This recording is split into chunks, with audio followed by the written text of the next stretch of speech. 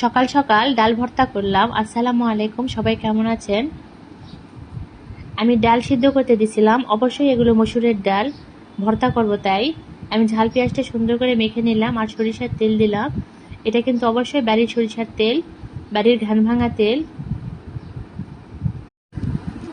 আর এই তো ডালটা মেখে নিচ্ছি। ডাল ভর্তা খেতে কিন্তু আমার অনেক মজা লাগে। প্রায় আমার ভর্তাটা করা শেষ। আজকে কিন্তু গরম ভাত না, খিচুড়িও না, আজকে আমি ভাত মাখা করব।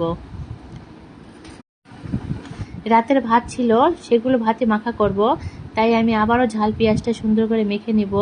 রসুন কিন্তু অবশ্যই দিয়েছি আর সরিষার তেল দিব, দিয়ে আমি ভাতগুলা নিয়ে মেখে নিব। আসলে মাখা ভাত আমার খুব পছন্দ। আসলে আপনারা এটা কে কে খেয়েছেন অবশ্যই কমেন্টে জানাবেন।